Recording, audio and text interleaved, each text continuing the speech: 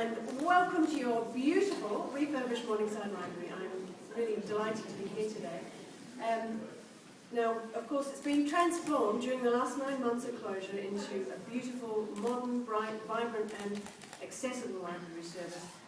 You'll have seen the before and after pictures. If you haven't, I urge you to have a look and remind yourself it was looking pretty tired, and this is such a beautiful, beautiful transformation. Morningside Library has seen really unprecedented change, both physically and in the range of services offered.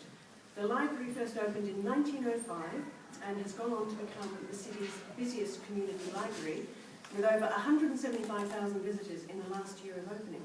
That equates to approximately 700 visitors a day. And I would welcome, or ask you to welcome to here today, Harry Hawthorne, who is, am I allowed to say your age, Harry? Is that? Am I allowed to mention your age? I think so. You think so? Okay, thank you very much.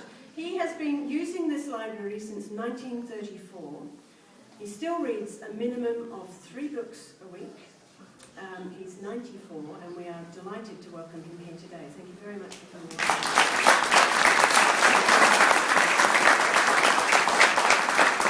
Perhaps evidence, if it's needed, of the place that this library holds in the heart of this community.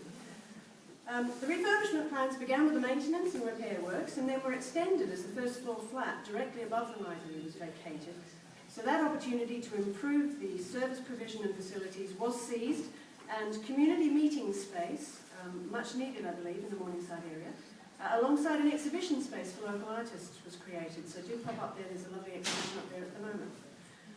Our local residents and customers have been very central to this refurbishment. They've provided really valuable feedback on what they felt was the best way forward. We heard the views of over 800 members of the local community, some highlighting the need for meeting space, some telling us that a dedicated IT learning centre should be a key feature, and others requesting such essentials as public toilets. So, these developments, together with improvements in the existing service provision and new technology enhancements, which you see all around you, will ensure that this library will remain at Morningside's heart for many years to come.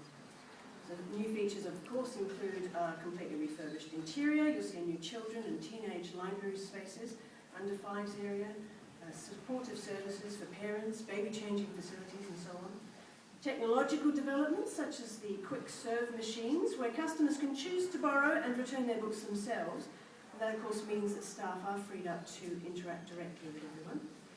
We have a dedicated computer suite for IT support, one-stop shop access to a wide range of neighbourhood and council services, the upstairs community meeting space I mentioned, a new programme of events for the community is going to be happening, including author events, local history sessions, IT sessions, and a programme of activities, and it's very important, to encourage our young people to use and to value the library. And not forgetting, as mentioned, by popular demand, the long-awaited addition of public loos to the building. I think really everyone, the modern graphics I think I will mention particularly, because I think they're a really beautiful feature of the library. I think they really add to it, and I hope everyone's enjoying it as much as I have. Just lastly, I do want to thank all of the people who've worked on this project. It's been a very, very successful one indeed, and particular thanks to our staff, loyal, dedicated and enthusiastic as always. You do a great job, and I'm sure you continue to do a fantastic job as everyone starts enjoying the library again. Now, it is my great pleasure to be able to introduce Alexander McCall Smith. Hardly needs introduction, of course, but one of the world's most popular authors, and a very much loved part of the local literary community in Edinburgh. He's had a rather varied career, and I was reminding him actually in my younger days. I was a temp at the private law department at the University of Edinburgh, and one day a gentleman came in with a bow tie on and then walked out after asking for some requests from the staff, and I said, "Who was that?" And they said, "That's Sandy McCall Smith. He's written a book," they said. And that was the start of it all. Of course, after the publication of his highly successful #1 Ladies Detective Agency series that sold over 20 million copies, he's devoted his time to the writing of fiction full-time. His various series of books have been translated into over 40 languages and of course become bestsellers throughout the world. We're very, very lucky to have him with us today, and I'm going to ask him to say a few words before we unveil the plaque. Thanks, Andy.